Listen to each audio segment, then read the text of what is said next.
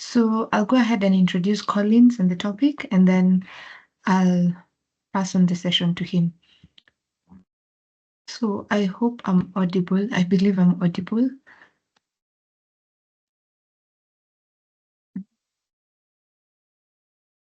So today's topic is mobile application assessment, and with us is Collins Wanjohi, who is a senior technical solutions engineer at Serianu. So he's had experience dealing with SIM technologies, network technologies, penetration testing, intrusion detection systems, firewalls, and the likes. He's also a vulnerability, or he's also dealt with vulnerability assessments and pen tests, as I said before. So Collins will go ahead and tell us more about himself and dive into the topic of mobile app assessments.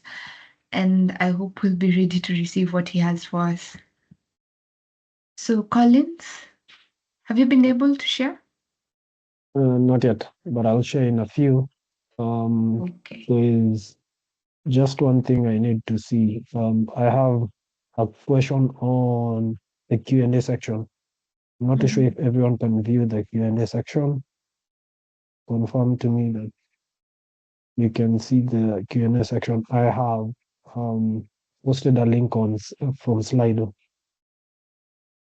You see it's long. No. Okay, so I believe everyone can access the Q&A. Yep.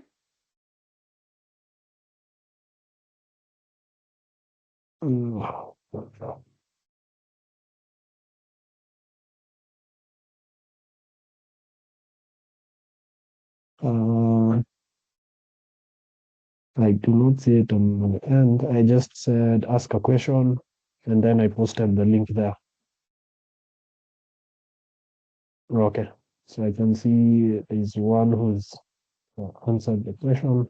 So if you could just answer that as I introduce myself, that will be fine.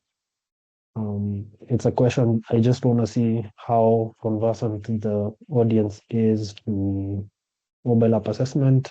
That will guide me on how to use the terms and how technical I can get. I'll switch on my camera. Confirm you can see me. Yes. Okay. Then I'll share screen. Okay. So I am Collins Wanjohi, Senior Technical Solutions Engineer at Seriano. Glad to be here. Thank you for the opportunity to Cyber Shujaa for calling me up for this session. On the day-to-day basis, I do, as Hope has mentioned, I do mostly security engineering. That's where I'll do most of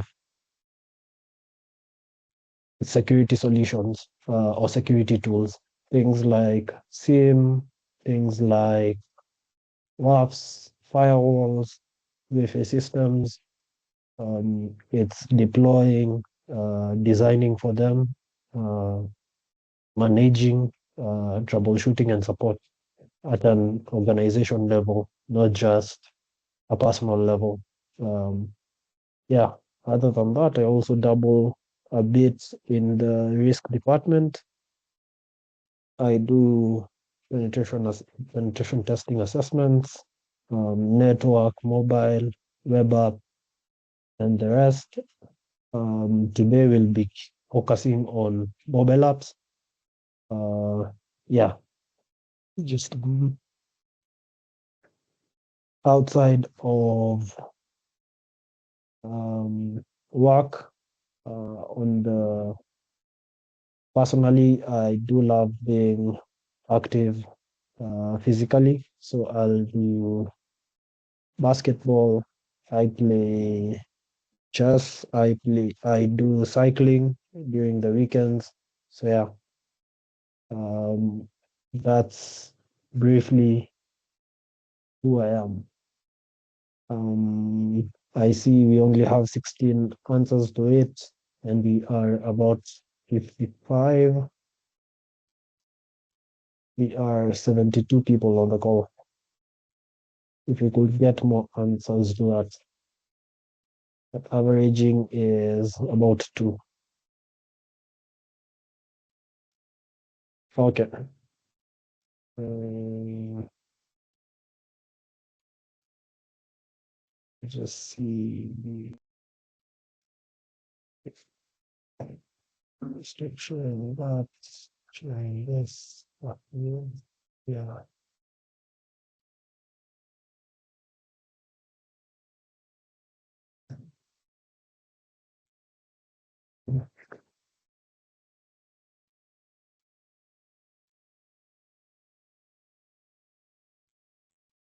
Will confirm to me that you can see my screen on the team.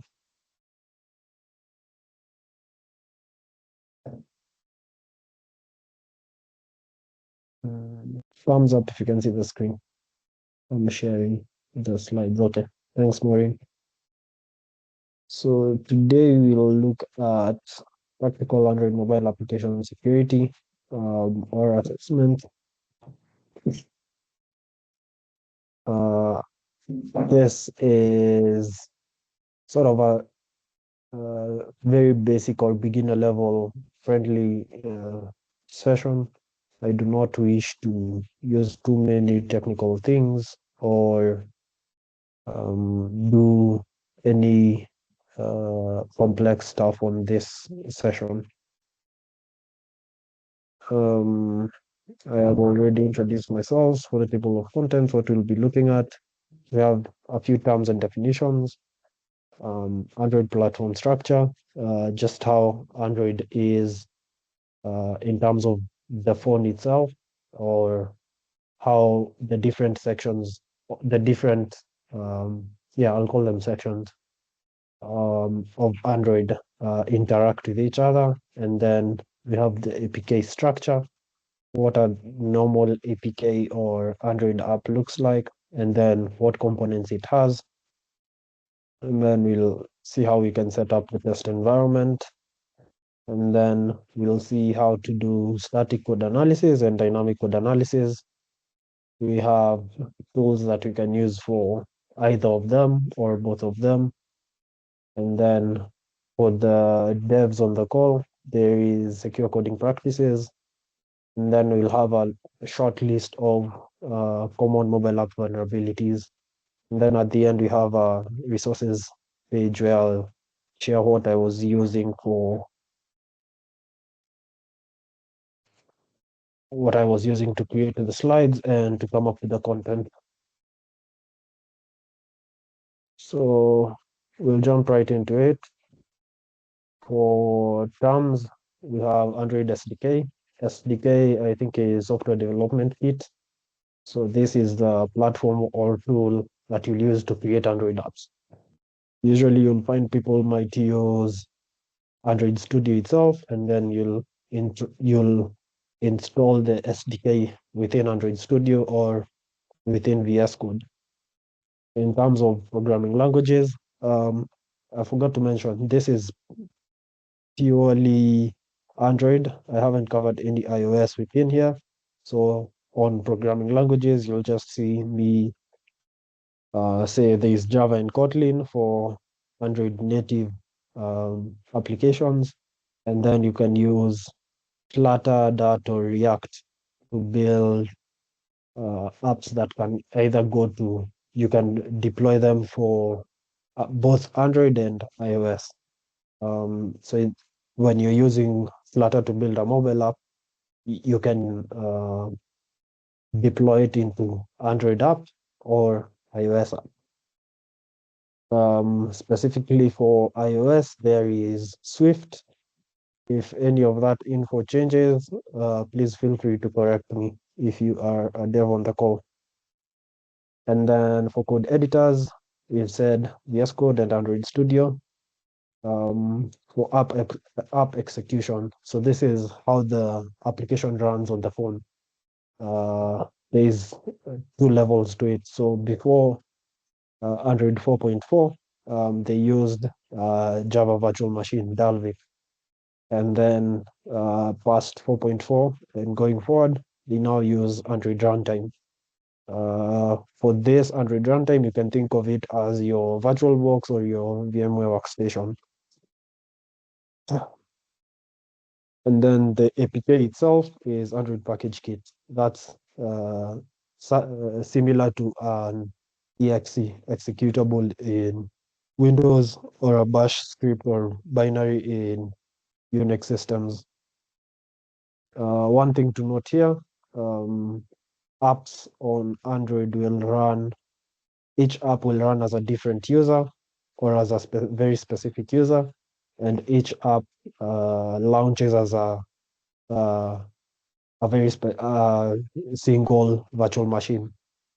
This is for, sorry, this is for isolation. The apps don't usually, uh, so out of the box, Android does not want them to talk to each other, but we'll see how they can be made to talk to each other. Then we have the platform architecture. This is Android in its entirety. We'll have the system apps, API framework to sort of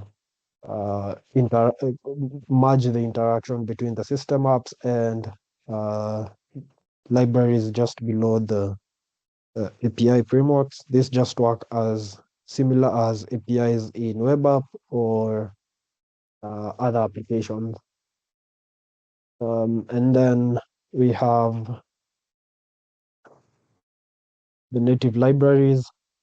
For the app layer itself, these system applications, these are the ones that you'll see as applications on your phone.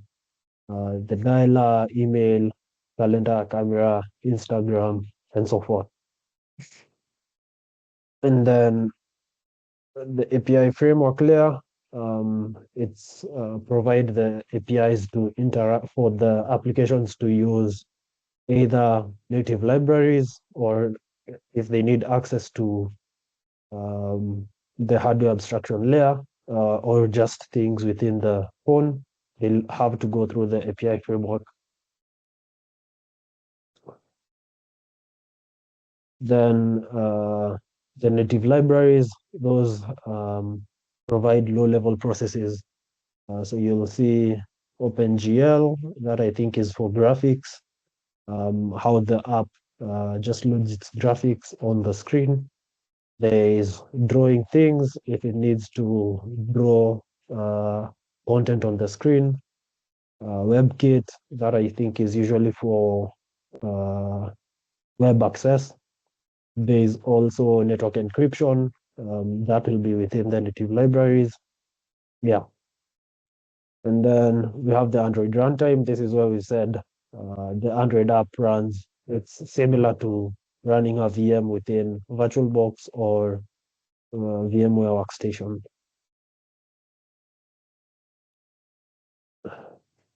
And then we have the hardware abstraction layer. This layer will help with bridging the gap between these libraries and the actual components of the phone. So there's the speaker on the phone that will be handled between the audio kit on the hardware abstraction layer. That's the one that will connect the actual speaker on the phone to the native libraries, and then from the native libraries, it will be called through, say, an activity on your app, and then you can listen to audio from your app.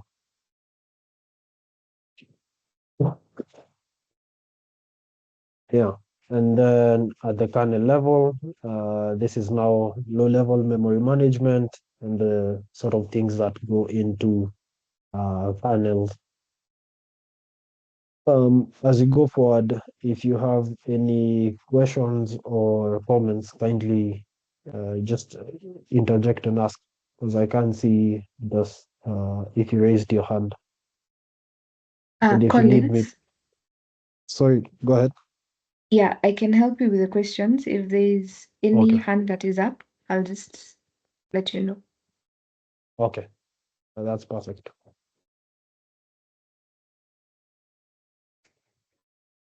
And then now that's basically how Android will look like. So we'll be looking at system or just user applications at the top. And then an APK itself, how does it look like? What do you expect within an APK? There's usually, I think it's four, because res will be within resources. And we'll see this as we do static analysis. So you'll usually have, I think, four folders: meta in, um, the Android manifest, I think, is within meta in, and then the resources and the classes. So basically, when you're building an Android app, you're creating, it's same as Java code. So you'll have the application within classes, and then if they're using any resources or any specific, say like strings or static content, that will be stored within the resources.rsc, and then within the res folder, and you'll see that once you get there. And then usually for the manifest file, that's where we want. Usually you can start looking at in terms of assessing a mobile app, because it will tell you the structure of the app, information about the app, what components it has, if it requires anything from the in terms of access and permissions, you'll see that there. And then app components themselves. The app components are now what are within an application. So you'll definitely see an activity. Um, this is where you'll interact with the application. Think of it as the user interface screen. And you'll see how they are named within the Android manifest and how you can access them. And then there's the service. This is usually the background processes between uh, underneath the application that you're running. Say you want to play music in the background, that will usually uh, be played through a service on your app. And then broadcast receivers, I'll put it as, say, there's times when um, you click, what do I say? What do I call it? Say you're on Instagram and then someone shared a link to a Spotify playlist. You expect when you click the link, it'll open on your Spotify app, and then it'll show you that playlist within Spotify. So that specific, so it's called say an intent. So on Spotify, we'll have an intent to say if anyone ever clicks a link uh, that we can open as Spotify, and then so open it on Spotify. And then content providers. These ones are the ones that allow for the application to access private data on the phone or public data from other apps. And there's usually it'll access it either via it's usually accessed by a URI schema. Um, Same way you've seen if you open a file on your browser, it'll come up with the file slash slash, or a web page, it'll come up with HTTP, or if it's a file, say a PDF, it might come up with a content URI.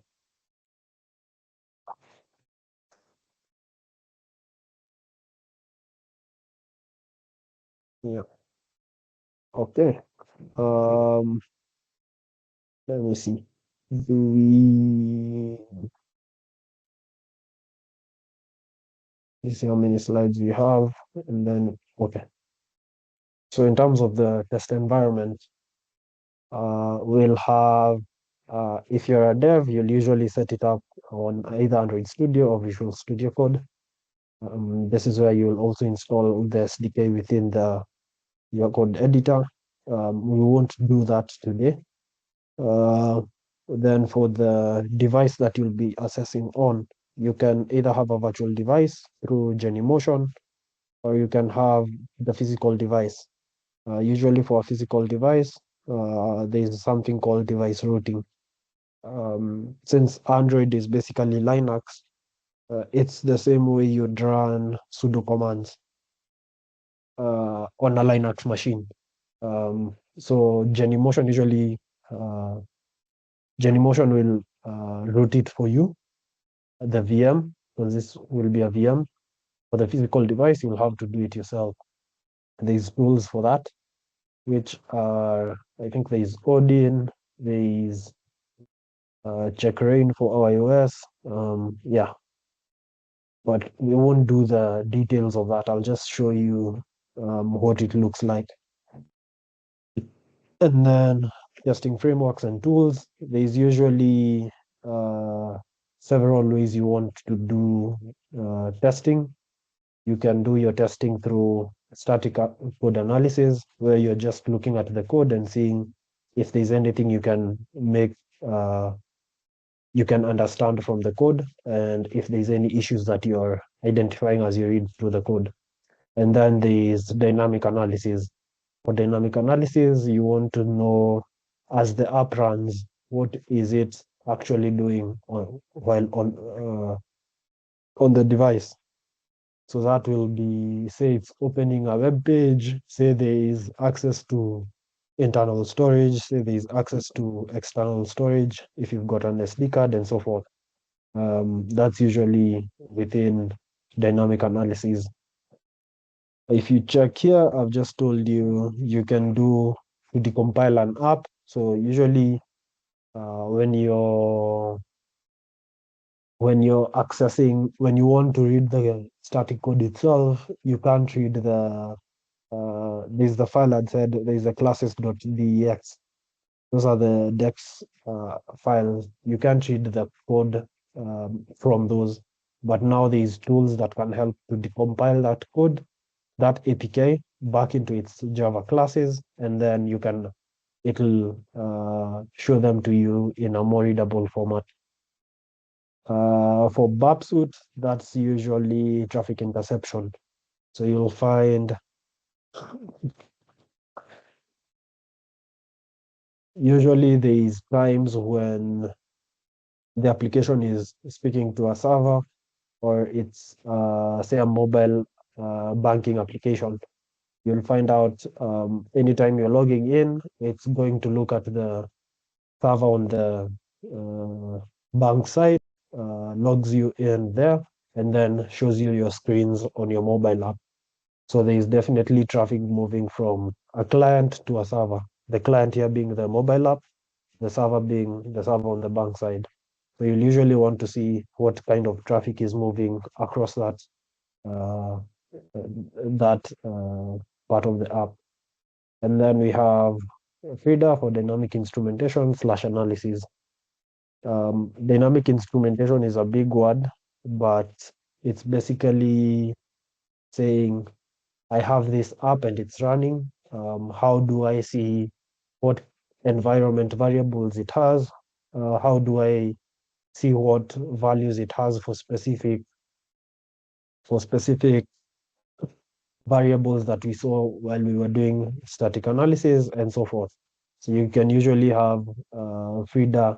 FIDA is a open source platform where you can just intercept the mobile app right between. Um, I could have drawn it, but I don't have it here yet. So you'll intercept the traffic right between the mobile app itself and right before the different classes are run or the different activities are executed. You remember we said the activities are the user interface screens. So FIDA will say there is a Java class that looks for if your device is rooted or not. That's usually the common one. You can use FIDA to wait for the app to do that check, and right before it returns the value of saying true or false, you can make it return false in perpetuity. every time it does that check, it will return false. You can do that using reader scripts. I'm not too sure we'll do that today, given the proficiency of mobile app assessments, but we might look at it later. Okay, still have time. Then we have static code analysis. Um, for this, I would like just to go directly to sort of show you it. So I'll just share my whole screen. But usually,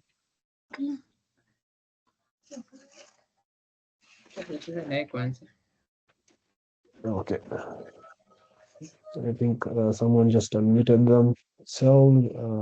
So usually for static code analysis, you're looking at the source code manually. You can have a tool look at it for you, or you can look at it manually from the tools that we mentioned: APK tool, JADAX GUI, or Android Studio.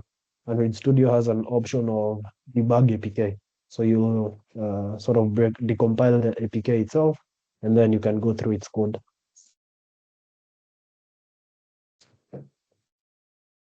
The automated tools, we have MobSF, we have Mara Framework that can help do the static code analysis for you. Yeah, and then vulnerability scanners, MobSF and Mara Framework do that as well, just to see if they can identify vulnerabilities within the source code while looking at it manually or through the tool. And then security best practice checkers. This will just look through coding standards or security standards and then tell you if the app is failing or passing for the specific standard it's checking. So I will go show you share. I think I'll share full screen. So what I have done, let's see that screen and this screen. So on the right, I have my mobile app, my mobile device connected to the um, laptop. So it's a physical device. I think you can see it on screen. And then I've just used a tool called screen copy to show the same, to mirror it onto the laptop. Um, it's an open source tool as well. But for static code analysis, we will go directly here and I will say open file. I will save this one. So you'll see at this point, just confirm if the text is too small. I'm not too sure if I cannot increase it here, but on the code we can see it. But you'll see right here I have the .apk file. So you have the .apk file, and I'll feed that to, this is JADAX GUI. It will decompile the APK file for me, and then it will show it to me in a better format of reading the code. So you'll now see it's broken it down into resources, source code, there's resources, and there's the APK signature. So usually we said within the resources, we'll have meta int, we'll have res, and the Android manifest.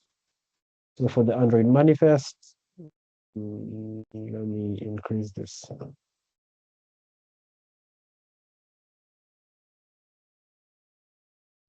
Yeah, so for the Android manifest, it will tell you this app has been created for a minimum SDK version of 18. I'm not too sure if this is Android 4.4 or Android 5, but yeah. And then target SDK is 26.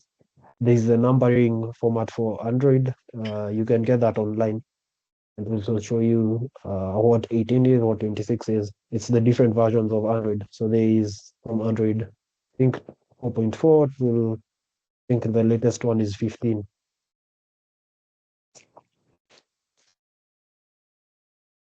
And then you'll see it tell you this app requests for permissions for internet access.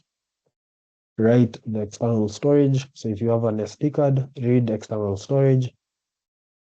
And then the application itself, it will tell you, let me just see if I can go to the side. What is what?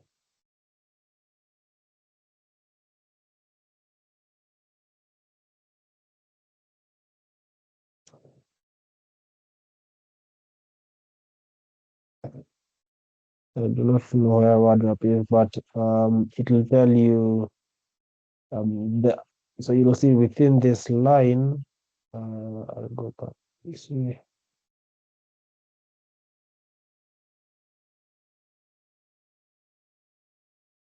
So it tells you this is the application itself. This is XML. So it's formatted as XML. The application, it will tell you go to the end. This side, so you'll see debuggable is true. So the app can uh, show you debug information. Allow backup is true, so the app can create backups of itself. Supports RTL, I'm not too sure what that is.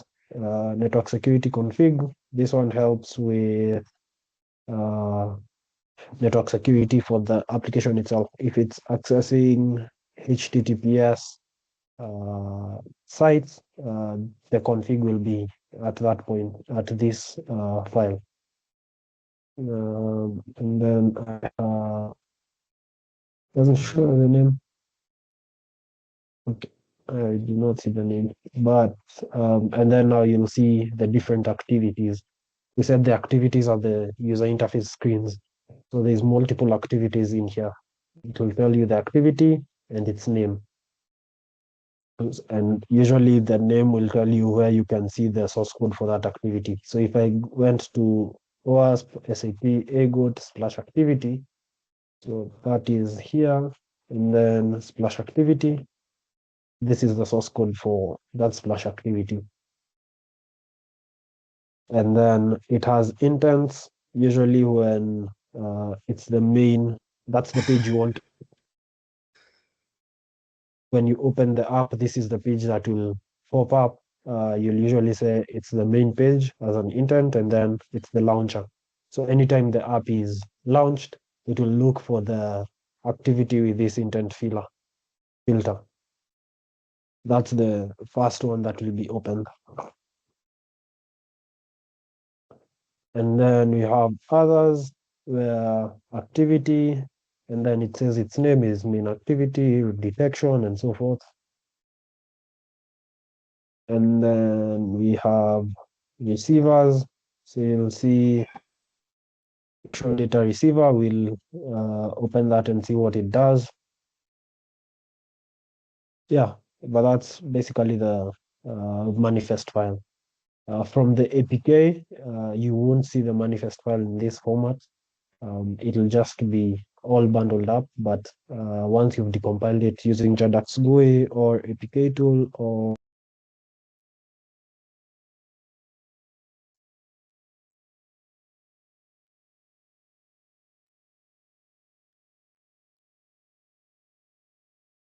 Collins, your mic is muted.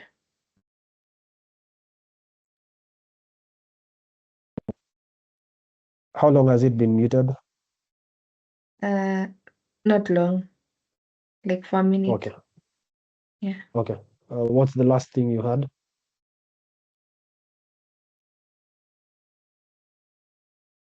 Okay, Okay.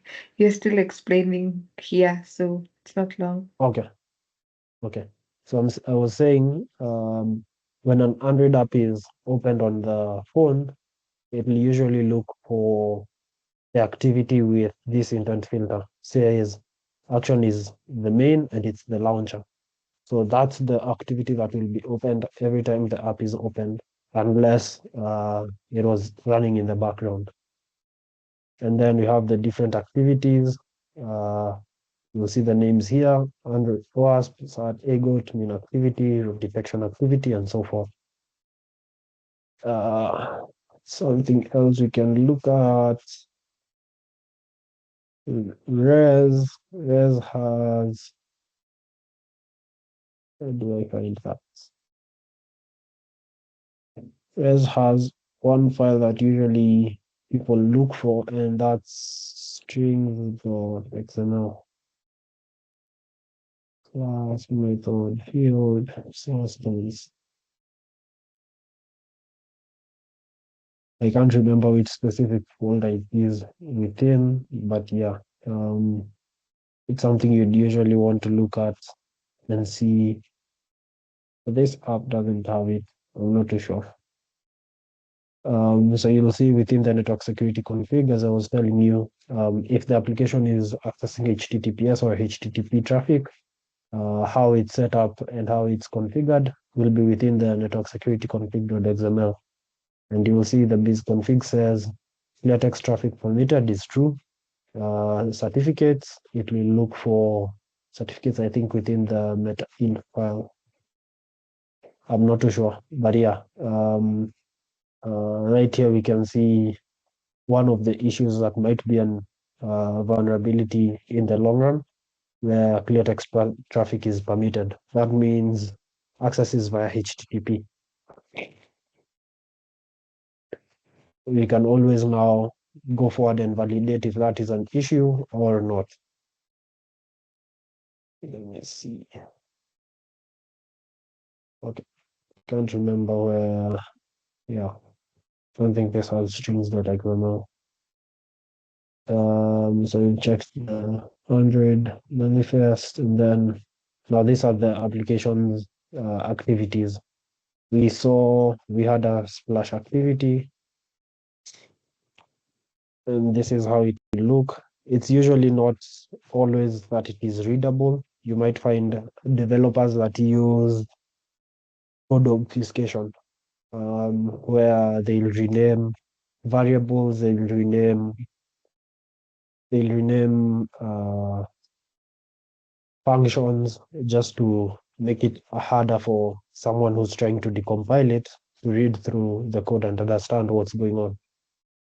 So that's splash activity. One I'd want to see in secure storage, no, hard code activity. So with hard code activity, it will tell you what it's doing, and then we have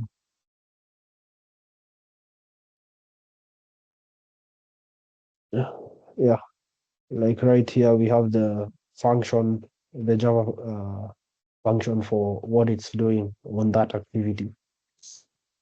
So you will usually, same as when you're doing reverse engineering for a web app or anything else, the you want to find out if there is any hard-coded secrets, something I see here, anywhere it is used. So if I click promo code.element, I see it's used within an if statement.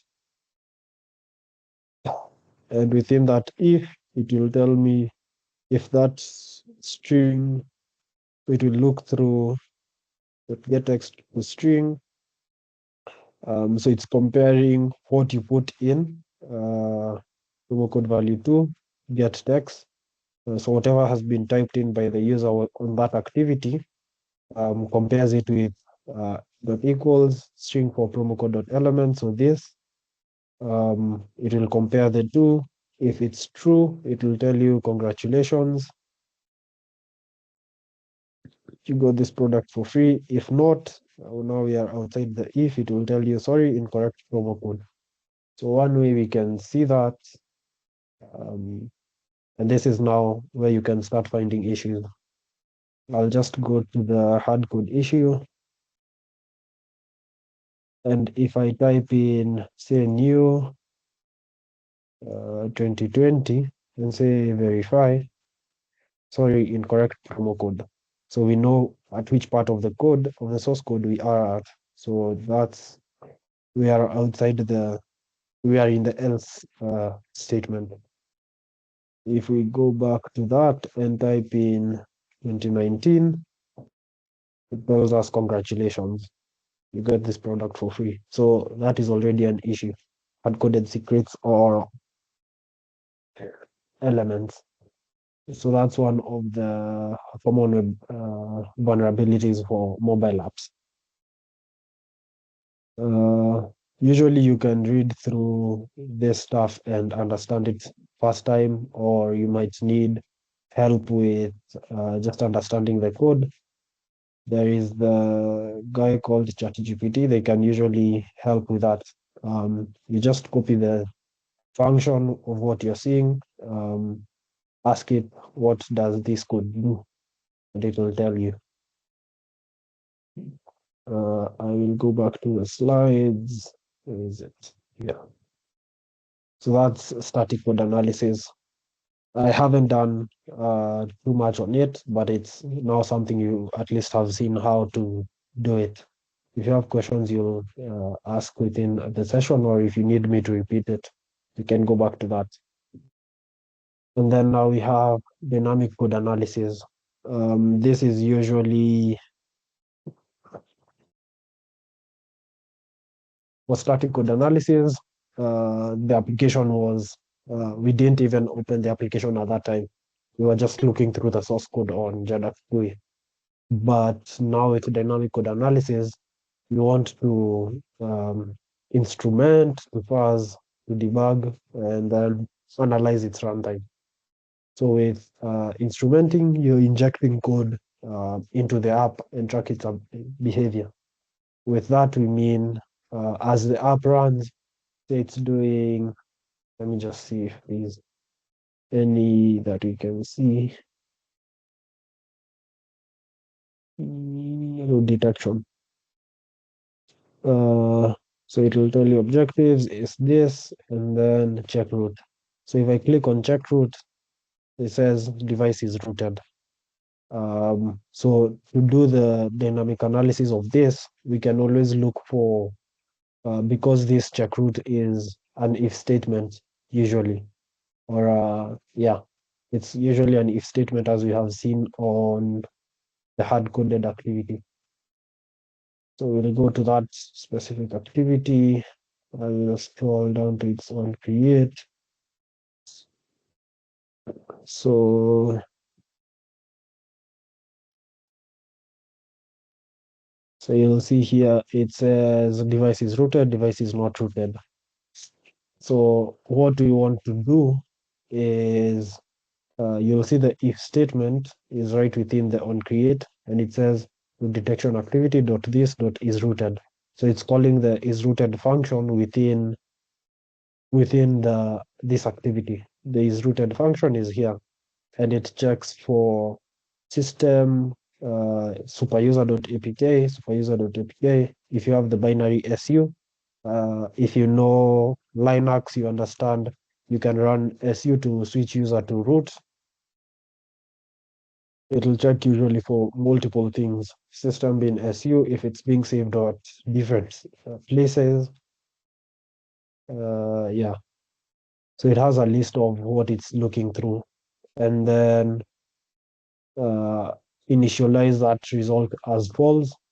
And then for string files within file, for file within files, uh, if f exists, so f will be if it has checked through the mobile app, the mobile device, and found that any of these APKs or binaries exists, it will set the result to true.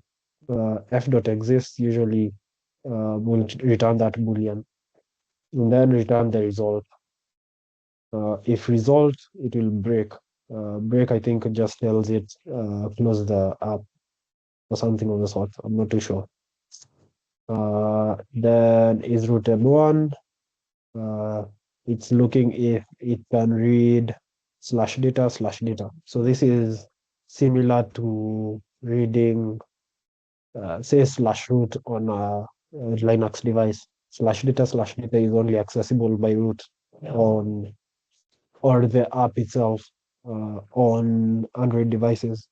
So what we can do is through our dynamic analysis, always make this f dot exists to return false. For this boolean, the result boolean to return false. So one way we can do that is instrumentation, feeder, using feeder. So I will go to this and this.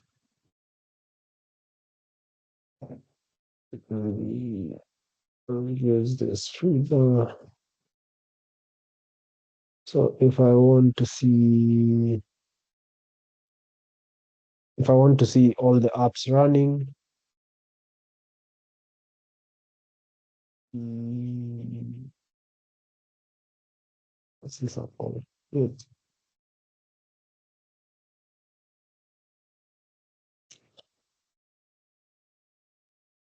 So what I've done is I've asked, so I've already installed, so you'll need feeder server and a feeder client. So the feeder client is my terminal here. Feeder server is on the mobile app, um, is on the mobile device. So what I've told it to tell me is via the USB, tell me all apps that are open, and then I sort of pipe that into find string boot. So it will tell me this app is running as this is the PID. So now mm, we can intercept stuff for this specific app using its PID, or we can just start it afresh. So what I'll do is feeder.exe.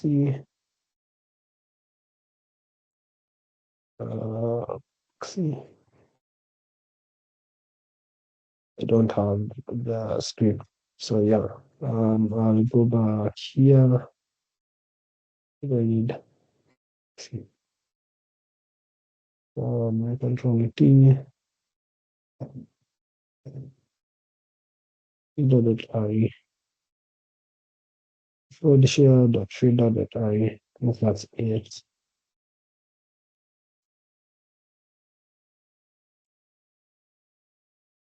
So, so on Frida we have um, it's open source, so we can look through popular projects where they're using Frida scripts, and the Frida scripts are basically JS um, to intercept that check for the root detection and then return that value of result as false. What do I want? Let me see if this is the one.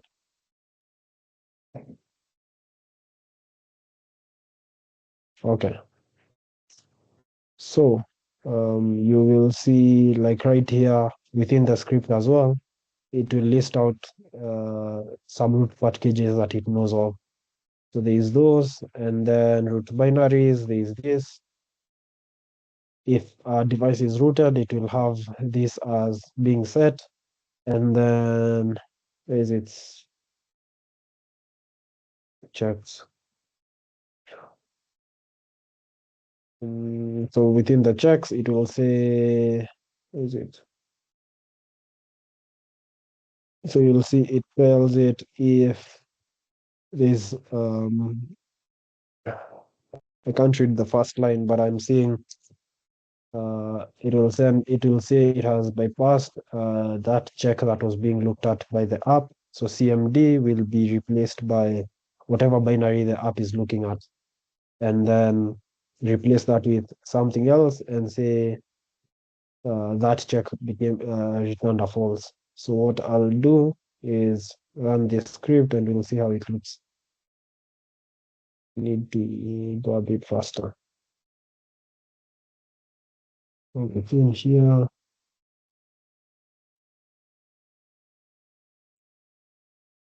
And then track three, I'll give it the PID of that app. So if I said run this, so it's attaching itself to the mobile app, to the mobile device, and then since this is running from the internet, I will do that, and then so right now the script is already loaded into the app. So if I try to say check root, it still says device is rooted. Process manager hook not loaded. Okay. I can then do this. So this is the name of the app itself. I will rerun the app, launch it afresh, and it's on the right here. Let's see if it spawns. It opens the app.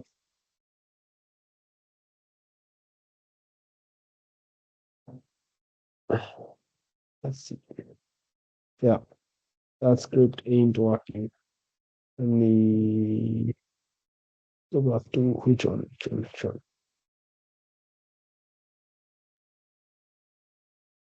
So with these scripts, you can either write your own or you can get the ones that are online.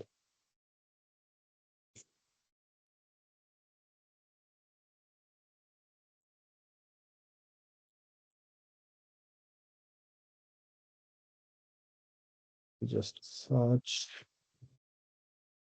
the detection bypass script.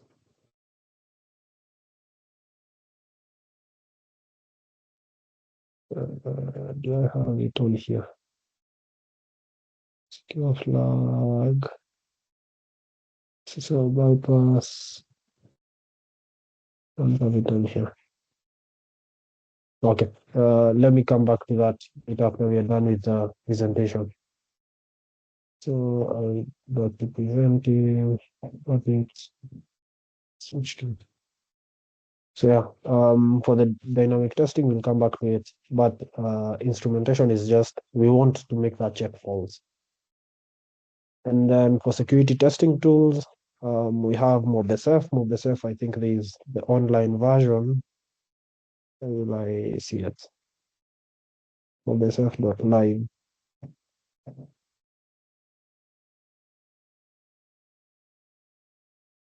It's 5 minutes left on the call.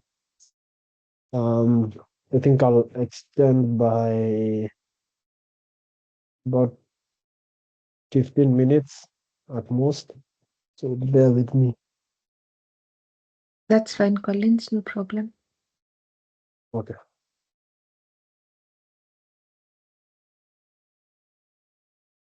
So MobSF will do the same thing as whatever we did with the Dax GUI, just that there's the online version and there's the local version. You can install it on your own device and then run. I don't think the online one has the dynamic analyzer, or it might have an issue. Yeah, it does. Okay, that's new. So I'll go back to static analyzer and then so I can just tell it upload and analyze.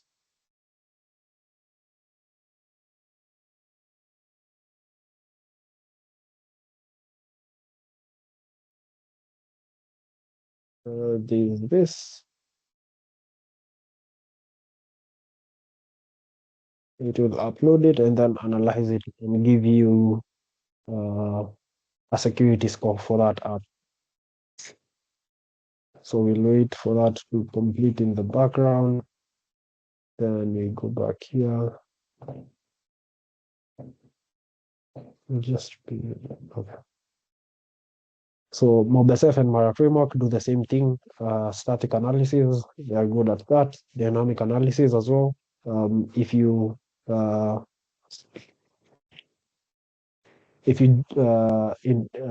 join your phone on the same network and then set it up to go through MobSF, the app, then you can do the dynamic analysis on there. And then for web application security scanner, if the app is making web requests and responses are being received, you can use Zap or Babsuit.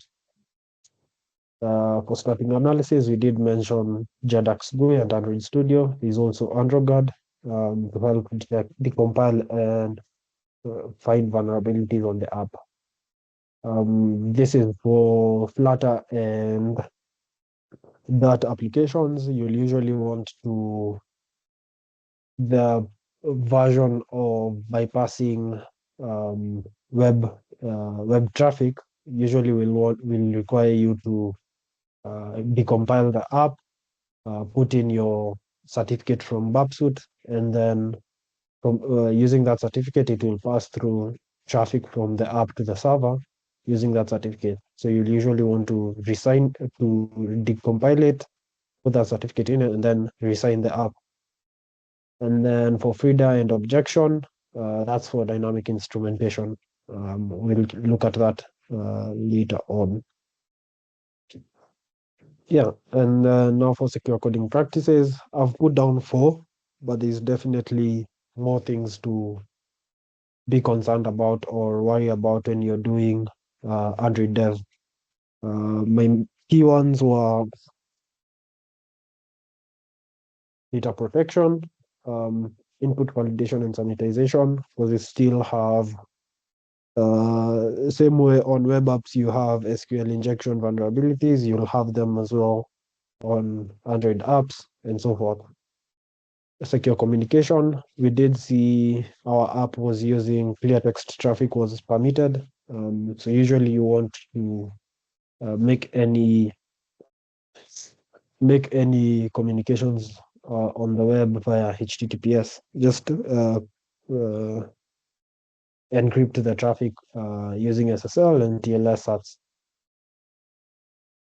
And then security updates, you'll usually find if you're using third-party modules or packages, they might have issues and have been identified by the vendor or the maintainer. You'll usually want to regularly update them. Common vulnerabilities, we have insecure data storage, authentication and authorization. These are all, this is just a short list for from the OWASP top 10 for mobile security, but there's definitely more. What we looked at with the hard-coded secret, that will be under data storage. I think I'm not too sure how they put it, what they put it under on in the 2024 version of OWASP. And then for resources, this is the testing guide. Can I open it here? Yeah. This is the OWASP testing guide. It will tell you what tests you can run, what techniques you can check for, what tools you can use. If there are apps that are intentionally vulnerable, there's a list of those as well. So if I look at tests, so it will tell you the title of the test, and then it will tell you how to look for it. I think when I click the ID, yeah. So it will tell you in order to test for anti-debugging, this is how you'll do it. If you want to check for reverse engineering tools detection, you will see installed launch the app with various engineering tools and frameworks installed on your test device. So we have FIDA on our device, and if you're doing this check, it should tell you the app is running on a device with this reverse engineering tools or not, and you can highlight it as an issue. And then, so those are the resources. There's multiple others. There's a course here. Let me see if it opens clearly. So this course is free. The certification exam is the one that you'll pay for. I think it's about 230 euros, but the course itself is free.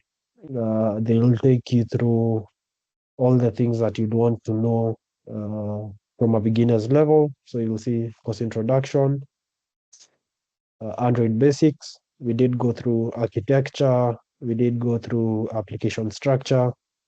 Yeah. And then testing basics, how to set up your VM and your test environment.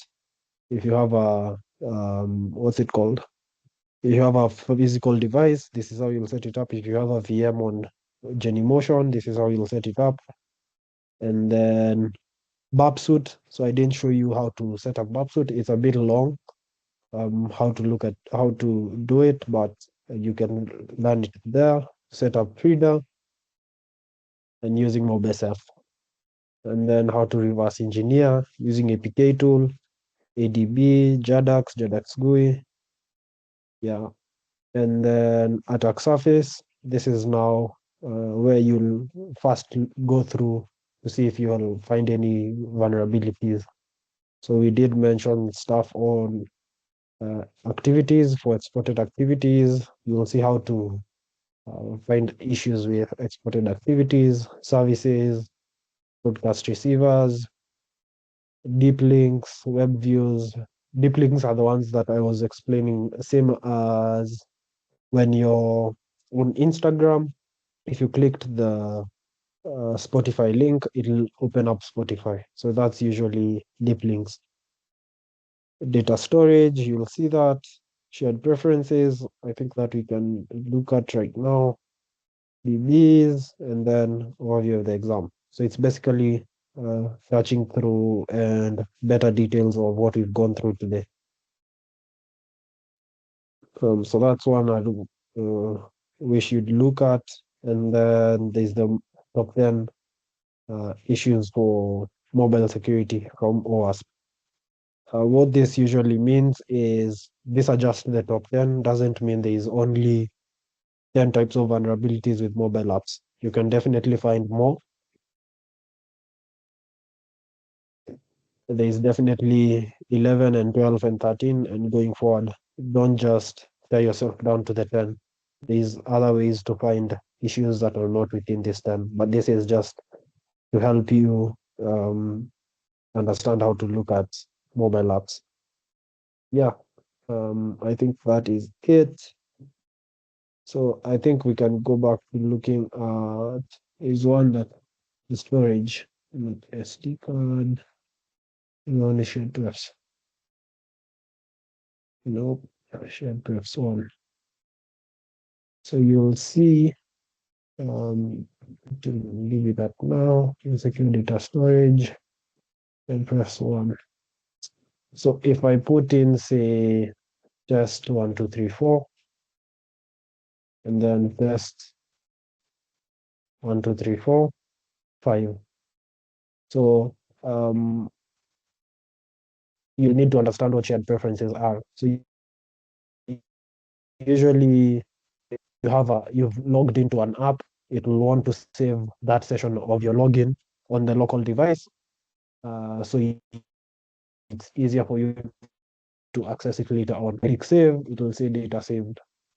The issue with shared drafts, they are local. So one thing we can do is log into the app, to the mobile device itself. So I don't think it has OMI, or it has. And then I will assume that. And then shared drafts are usually stored in data was. So go to here. And then if I ls this folder, you'll see users.xml.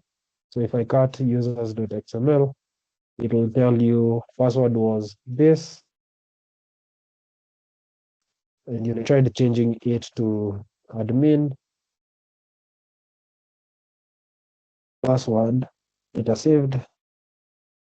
If I read it again, it will show you that has been changed. So this is an issue of clear text, the data on within shared prefs. So how you can your recommendation would now you can go back to, where is it? I have insecure data storage. Yeah. So you can usually come back to the OWASP top 10 and look for impacts if you're now writing the report. There is exploitability, so that's sort of impact. Let me see if they have the recommendations at the end. Yeah. So you'll see how to prevent insecure data storage. Do they have anything specific for shared prefs? I do not see anything specific. But yeah, that's one of the issues that you can find. I'm wondering why I can't find a script for root infection. This is the issue with the MobiSF live version. It'll usually just time out on its own. But let me see. Refresh. Yeah, it's not saying anything. Mm,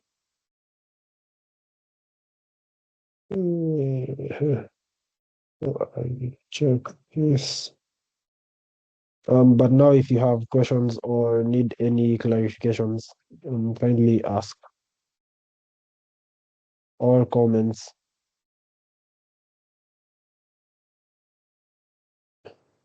The detection, something I need here, and then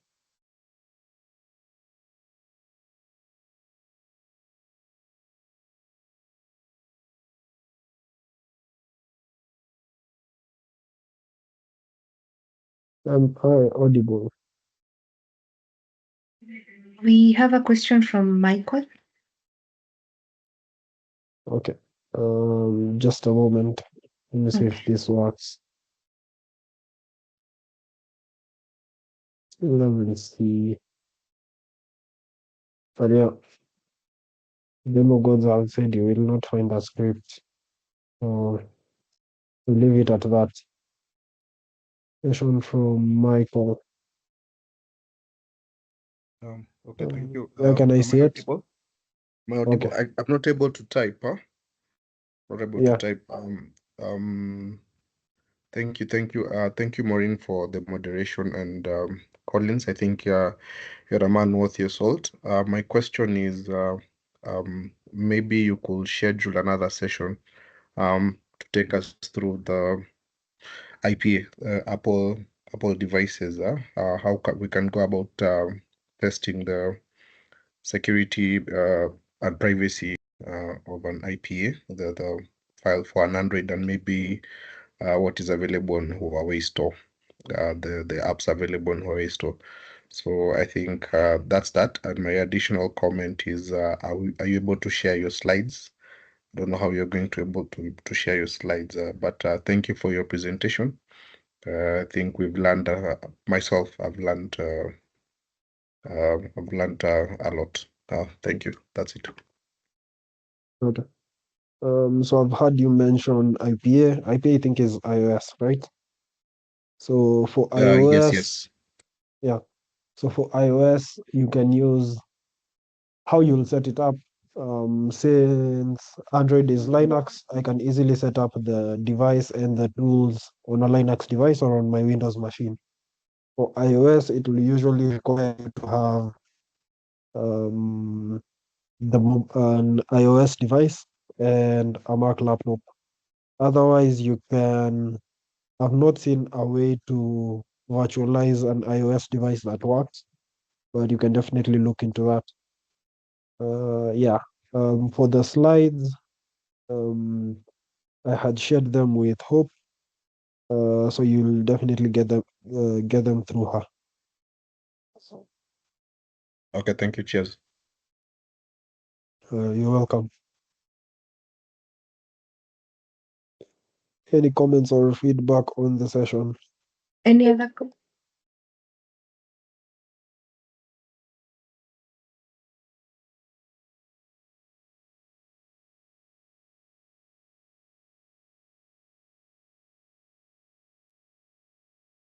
Maybe just a question, Colin.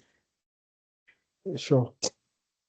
So, how frequently do you deal with, let's say, VAPTs on mobile applications? And is it something that organizations are looking into? Because I know it's quite rampant for people to be looking into web and, let's say, other areas. But how common is mobile app? So I think, say, I think given um say for this year for the say five as penetration testing assessments I've done, most likely they'll have a mobile app. say 4 out of 5. In terms of web apps, so you might find they have they might have native mobile app just built out from scratch, or they have a web app and then they port it using these frameworks for porting web app into being a mobile app. So yeah, it's quite frequent right now doing mobile app assessments. Okay, thank you. There's someone's mic is on. Is that a question? Yeah, I wanted to ask a question. Can you hear me? Yes, we can. Go ahead. So, first question is, do you have like a resource on learning Somali? The second one is, um, okay, the first one, just answer the first one for learning Somali. Second one is, I see a lot of Kotlin apps right now, and I want to know your thought process on reverse engineering Kotlin, since Kotlin really messes up the engineering process. On the last one is, some of us are like commuting from work. Is it possible for you guys to enable chat? Since, yeah, since it's hard to like talk because of people in the car and all that. Yeah. Okay. I think I've had 3 or 4 questions from that. So there was Somali. Without lying to you, I haven't had nothing has pushed me towards learning Somali for mobile app assessments. Usually, you'll find it's either just the app is obfuscated, where there's tools for the obfuscation, making it easier to read. Somali is just I think the low level version of code, say something like assembly in Windows or Linux. So I do not have resources for Somali, um, but it's something I can look into.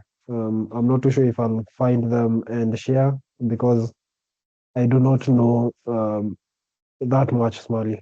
Then what was the other question? There was chatting. I think that Hope can take that one. Which other question did I miss to answer? I was talking about Kotlin. When you reverse engineer Kotlin, it has a lot of Kotlin is like a wrapper for Java, and when you reverse engineer, it Yeah. has a lot of dead ends. So how do you go about reverse engineering Kotlin? So there's definitely times where you'll be reverse engineering Kotlin and you'll find out your tool did not accurately decompile the mobile app. Um, there will definitely be blanks within the Kotlin decompiled app, but it's not something that will stop you from working, I think.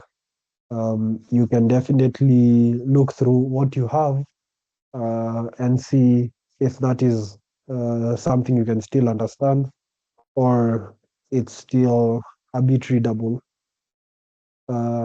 Say for the app that we were using right now, it's built on Kotlin, but I'm thinking just because it's a intentionally vulnerable app, the Kotlin will be easily readable. But for the other apps that I've done that used Kotlin, I haven't had much issue with. Uh, I'd say like 1 out of 5, I'd find out it wasn't fully decompiled. So it hasn't been that big of an issue for me. Does that answer your question?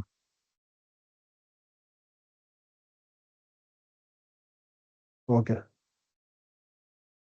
Okay, so the question of the chat. So the chat is not enabled for people outside Cybershuja, but you can always use the Q&A to chat. Yeah. Then on the Q&A, there's a question from Joy. She asks, between Dart and Kotlin, what would you recommend for one to dive deep into in the current job market? Hey, um, so I'm not too sure about that because I don't do Android dev. I'm not too sure what people are using out there in the Android dev communities because I think also, say, if you joined company A and they're using that, you'll need to know that. If you're joining company B and they use something weird like Python to create their mobile apps, you'll need to learn Python to create mobile apps. If they're using Kotlin, you'll need to learn that. So I'm thinking the language might not be, the programming language might not be that big of a factor of what you need to sort of double down on. But if you're an Android dev on the call, you can kindly share your thoughts.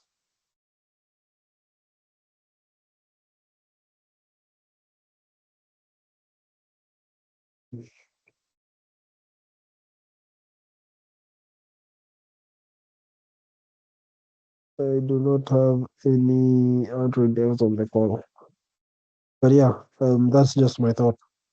It doesn't usually matter specifically what you are, what language you are using, provided you can deliver in the job market and at your organization, you're good to go.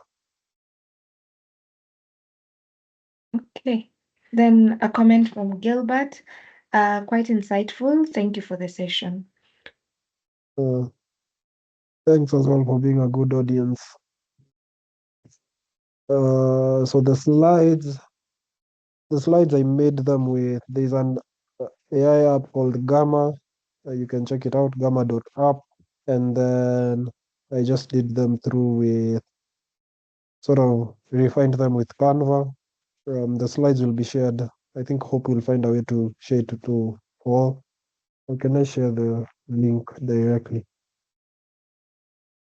Let me see. But yeah, the slides were shared. Only you can access more anyone with a link and view the link. So I'll put the link on Q&A.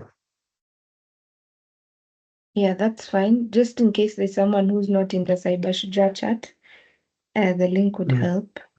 But Okay. for the rest who are on the Cyber Shujaa WhatsApp groups, I'll share the slides. Okay. We are 19 minutes past schedule, but I think we've covered everything we wanted. Yeah, so that is all from me. Okay. So thank you so much, Collins. Do you have any last remarks? Yeah, before I close the session. No, I don't. I've just Oh, posted the link to the slides on chat on the Q&A. So I think everyone can use that link. okay, Yeah, thank you. thanks for being a good host as well. And thank you for the opportunity. Pleasure. So thank you so much for agreeing to this session. I felt like application security was a very important domain in cybersecurity, and I hope it was good that we did the what we call the vote on how much we know about this. And I hope if you're at a one, now you're at a two. If you're at a two, now you're at a three. There's something you've learned. There's something new you've learned. I'll also share the slides. As usual, I advise take time after the session just on your own to go through the slides. The recordings are usually on YouTube a week after the session. So by next week, this recording will be up on YouTube. You can also just slowly listen to it and see what you can pick on it. Also, let this be a jab on your curiosity to check out different things to do with application security online and such a view. So, Collins, thanks again for agreeing to do this and thank you for your time. Hopefully, we can invite you for another session sometime later. Thank you, everyone, for your time and wishing you a good night.